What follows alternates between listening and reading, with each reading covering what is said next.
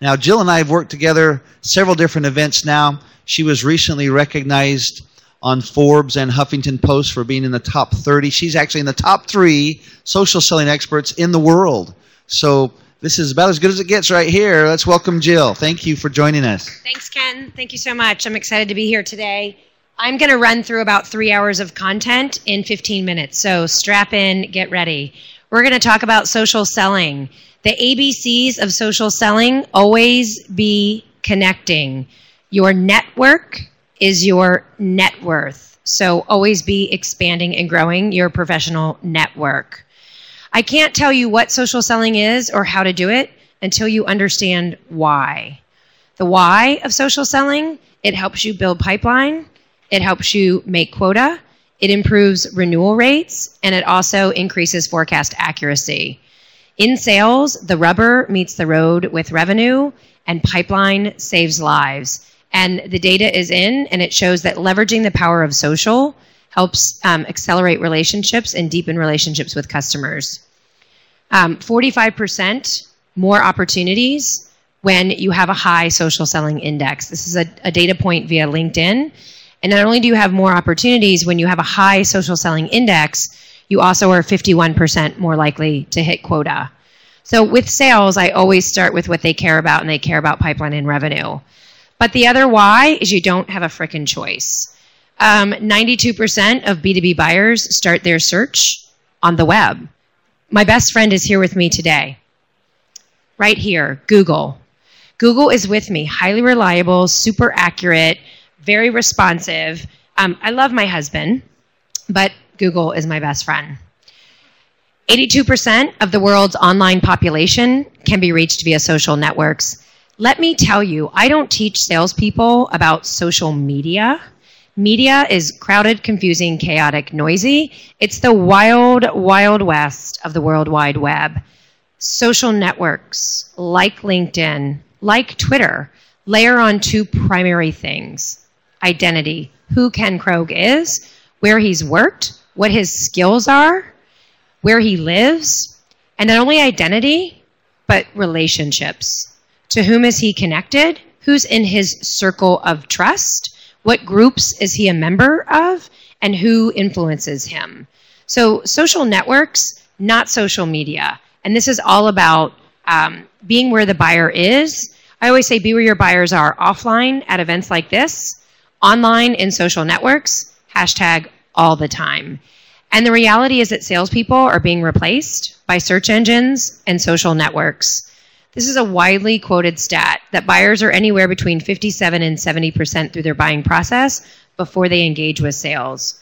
Buyers are out there having learning parties, and salespeople aren't getting invited. So I say you've got to get in early and shape demand and be where the buyer is. The power of peer-to-peer has never been greater. Buyer-to-company trust has never been lower. The reality is buyers don't trust brands. They don't trust your ads. They don't trust your marketing messages nearly to the extent that they trust other buyers. Buyer-to-buyer trust, 92%. Your best salespeople are not in your organization. They are not on your payroll. Your best salespeople are your customers that are generating significant positive outcomes by leveraging your products and services. They are the most trustworthy source of information to your future buyers. So you need to develop advocacy programs and create community for your customers to actually collaborate. Meet the modern buyer. Digitally driven, socially connected, mobile. More people own a mobile device than a toothbrush.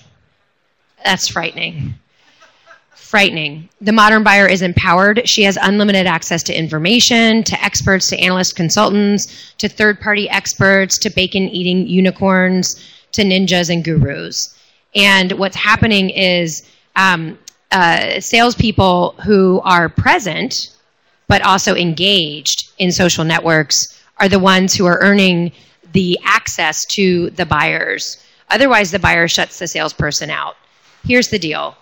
Nobody's wanted to be sold to. Today they have a choice. And not only do buyers have choice, they have voice. So if you oversell, you overpromise, you underdeliver, Negative Nancy takes to Twitter and she tarnishes your brand. And as a sales rep, you might not care because you've already cashed your commission check and you've already sipped on your cocktails on the beach at President's Club, but it does impact your ability to acquire new customers. So we have to focus not on rushing the customer to signature, but coaching that customer to success, setting the expectation of what the journey looks like. It all comes down to trust. We have to cut through the clutter, and we always have to look at things through the eyes of the customer. Being customer-centered, centric, and obsessed is the only way to succeed long term. You might get away with it for a bit, but ultimately, social reveals all. And I love it. And I say, if you suck offline, you're going to suck more online. So hashtag don't suck. Salespeople need more tools. I talk a lot about social selling, and people are like, oh, great, so I can throw away my phone? I don't have to respond to email? No, that is not what I'm talking about. This is a new channel, a new tool in the toolbox. The phone isn't dead, cold calling is. In fact, LinkedIn did a study that 59% of B2B buyers would think less of you if you cold called. Cold means you didn't look them up on LinkedIn. You know nothing about them. That's cold. That's wrong. So there's got to be a little bit of data and information and relevancy before you pick up the phone. So tools like LinkedIn and Twitter, first and foremost, let's actually set the stage, set the table.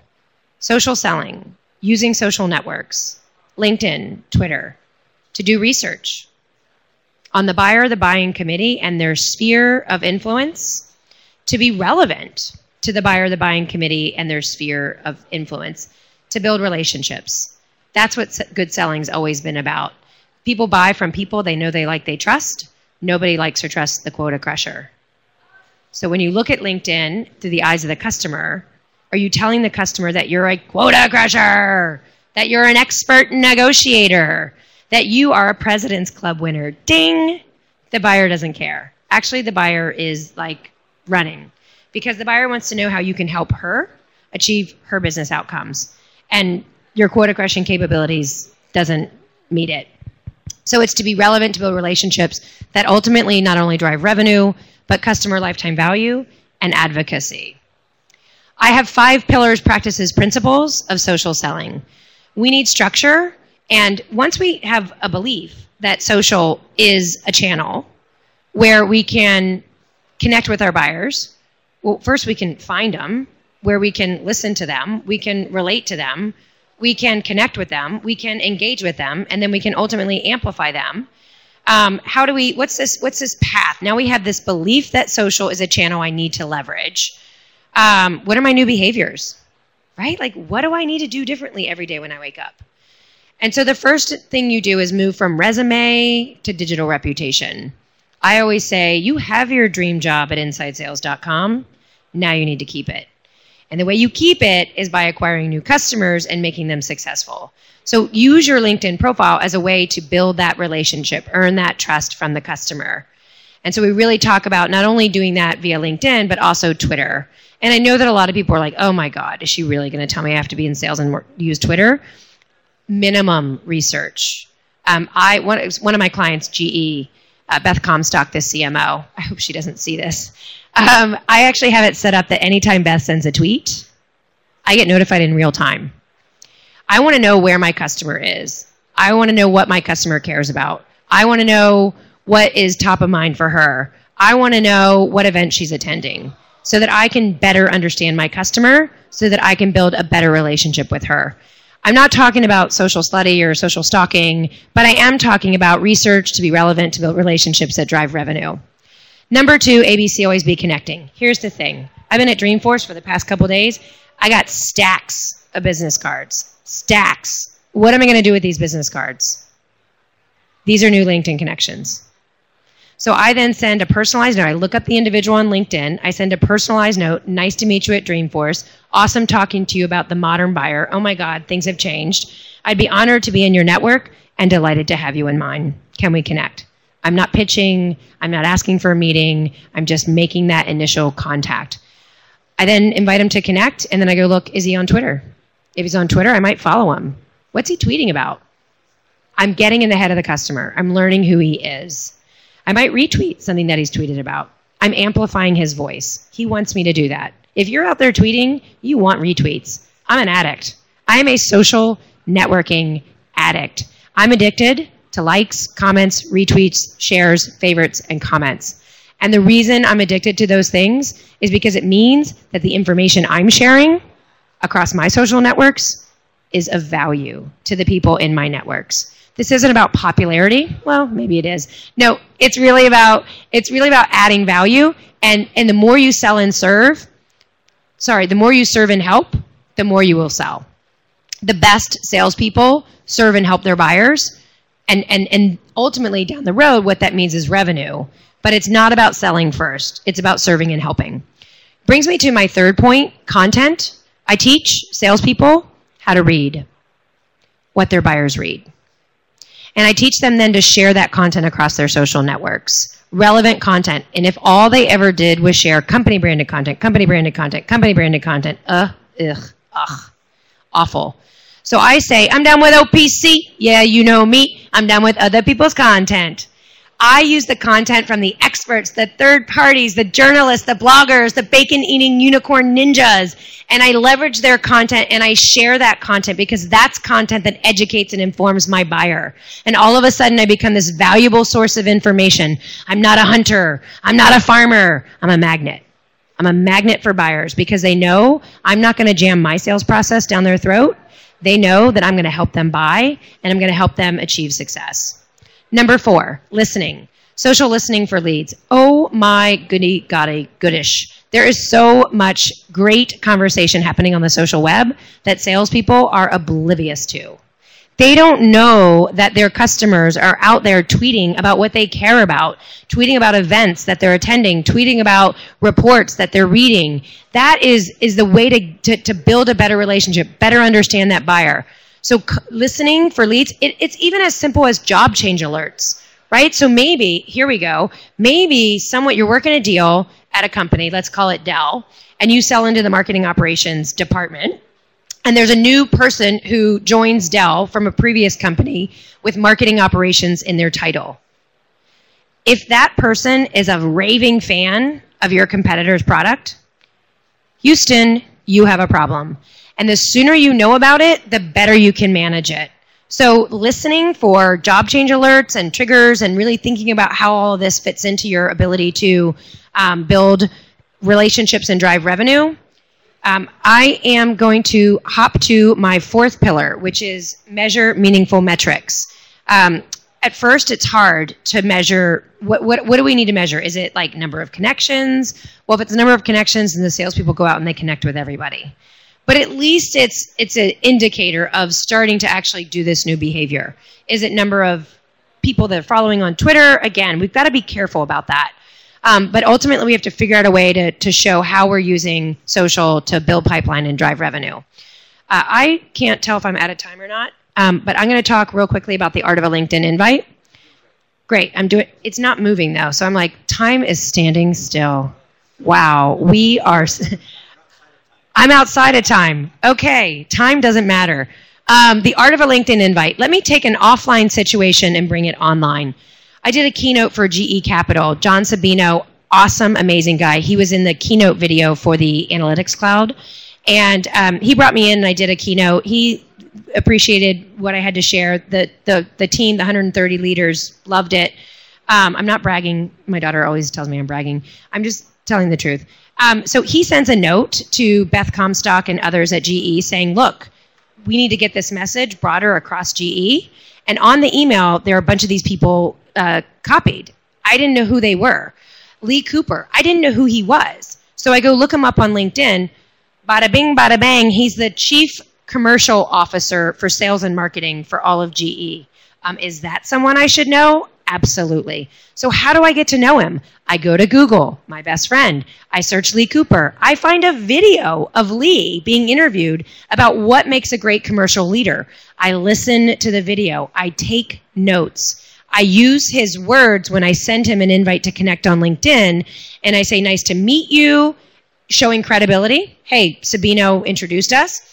And then I agree with your qualities and characteristics of strong commercial leader, great listener, hungry, humility, strong work ethic, can read a balance sheet, good people skills. I would add, has an insatiable thirst for learning and teaching. let's connect. I haven't asked for anything but the honor to have him in my network and the delight to be in his. I've made it very easy for him to say yes. And I've made it about him, not me. I've emulated my buyer. I've used his words. I've been relevant. No generic LinkedIn invites. Stop the madness. That's social stupid, and that's hashtag just plain lazy. Oh, and first impressions matter. Single-threaded, death of every sales rep. I mean, I'm talking about what I'm guilty of, right? I 52 quarters in software sales. I carried a bag. LinkedIn makes it really easy. People who view Lee Cooper's profile, he's a guy I want in my network, also view these profiles. So VP of Commercial at Subsea Systems at GE Oil and Gas, Director of O&G at Global Accounts, CEO of Drilling and Surface. These are all people I might want to do research on, be relevant to, build relationships with, to drive more revenue within GE. Don't be single-threaded. LinkedIn makes it super easy not to be. Join groups. Again, be where your buyers are. If your buyers are in groups and you want to look more like your buyer than a quota-crushing sales rep, join groups. Join groups where your buyer is. And then finally, I love this. Wahoo Wah UVA. Anyone in the room go to UVA? Anyone on the web? Tweet it up. UVA, hashtag social selling, at Jill_Rowley, UVA. Your professional network can grow. You can get a greater ROI on your college investment by going to LinkedIn. LinkedIn has 313 million-ish members, of which about 107,000 went to my university, of which I can narrow down to the people who are in entrepreneurship, that work for big companies, that are in the DC area. And all of a sudden, I get a list of 10 people. I'm in DC next week. I've got extra time on my calendar. Why don't we get together for coffee? Because we all know that coffee is for connectors, not closers. ABC, always be connecting. Connecting leads to the close. And then finally, really quickly, Twitter. I cannot tell you how much insight I get from Twitter. If you don't want to tweet, no problem. But use Twitter as another channel to get in the head of your customer, to understand who they learn from, who influences them, what events they're attending, what they care about. And so when you get on Twitter, think about your personal brand. These are some of my favorite books. And they're on leadership, they're on women in business, they're on marketing, they're on sales. And then I've got content that I share. And I just, I look as good online as I do offline. I am funny, aren't I, Ken? Boy, am I funny. All right, listening. We're wrapping it up here. We're going to go to Q&A. Okay, let me give you a story. A girlfriend of mine from college, her husband, he is so anti-social media, I can't even tell you. So I went to stay with them in Boston, and I'm in their apartment, and I'm telling him what I do, and I can just see, he would hate my job. Because I get in front of big crowds, and I give them wake-up calls on why and what and how to do social selling. And I use social constantly, every day, all day. I'm an addict. I already told you that. So I'm using social all the time. So I said, oh my gosh, I look around the room, and I see his bookshelf, and he has a bunch of books on Buddhism. So I go to Twitter, and I do an advanced search on Buddhism.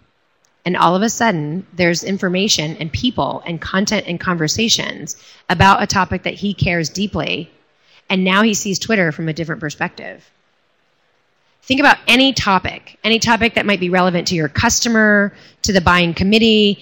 That's the power of Twitter. The power of Twitter is research to be relevant, to build relationships that drive revenue, and it's learning and listening and engaging and responding.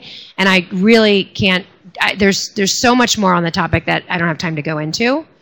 So let me invite you all to send me a personalized invite to connect. Practice the art of a LinkedIn invite. Careful on your mobile device. You have to actually find the button and hit customize. The default still just lets you just do the social stupid. I don't understand that, LinkedIn. But send me a personalized invite to connect and follow me on Twitter. And I love to engage with real people in real time. Thank you, Ken, for the opportunity. Oh, absolutely. Let's give her a hand. Isn't she great? Do we have any questions we'd like to ask Jill? This is a pretty rare opportunity to have Jill Rowley in the room with you. Any questions? Go ahead.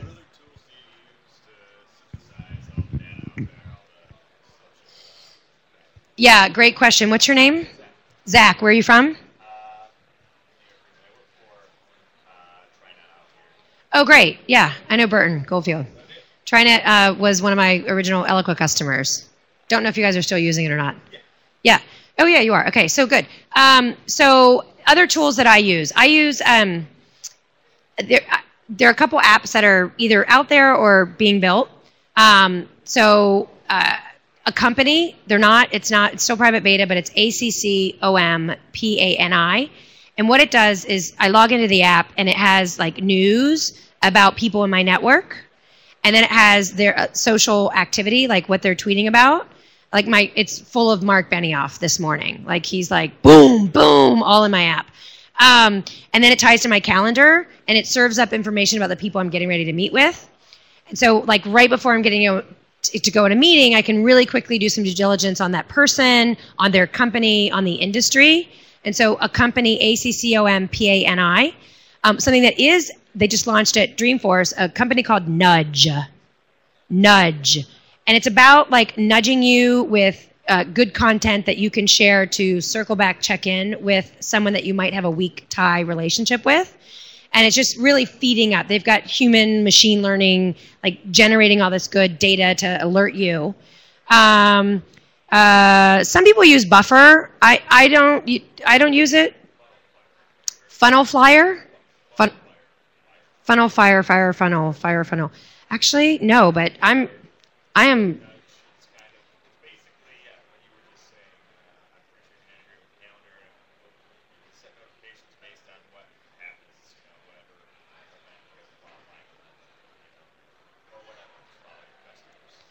Yeah, there are a ton of tools. And I say a fool with a tool is still a fool. So the tool doesn't like fix foolishness, and you gotta really think through what is the objective that you're trying to accomplish. And when you do buy tools, training and enablement, coaching, recognition, rewards, right? So if you want people to behave differently, you've got to recognize and reward those new behaviors. So I just think that there's a lot of tools out there, and there's some really good ones, but just, make sure that when you buy a tool, you put all the right elements around it to actually drive adoption. Question I have for you, Jill.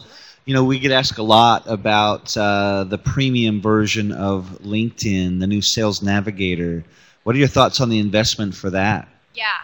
So Sales Navigator has some really great capabilities in it, especially if you have a team of salespeople.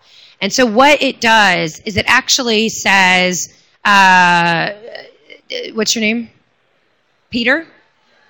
Pierre. Pierre. Oh, I love that. Bonjour. Ça va?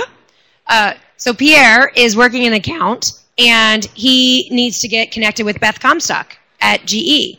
And it shows him within his company who has the best path to Beth, who has the relationship with Beth that Pierre might be able to leverage. So what it does, without everyone in your company connecting to each other on LinkedIn, having to actually connect internally, it exposes the collective network of your organization. I really like that. It also has some great saved search capabilities. So around that, anyone new in sales enablement in these companies like Cisco and Symantec and GE, so I can set up like, these are my accounts that I focus on. These are the titles of the people that are my buyers. And it helps me stay way more informed on those accounts and those people without me having to manually do the work. Absolutely. One more for you. Sure. We're asking all of our thought leaders. We're here at Dreamforce. Salesforce has made a massive impact for all of us. Why do you love Salesforce, Jill? Innovation. It really is. They're a visionary company. They do not stop. They're not resting on their laurels. They understand the power of being customer-centered, centric, and obsessed. They understand the power of community and collaborative environments. And I'm a big fan of Simon Sinek. He has 2 TED Talks, Start with the Why and Leaders Eat Last. And here's the thing. There's leadership, true leadership, where the leader will eat last to make sure that his team is fed before him. And then there's authority. And I worked for Oracle, and Larry Ellison is authority, and Mark Benioff is leader.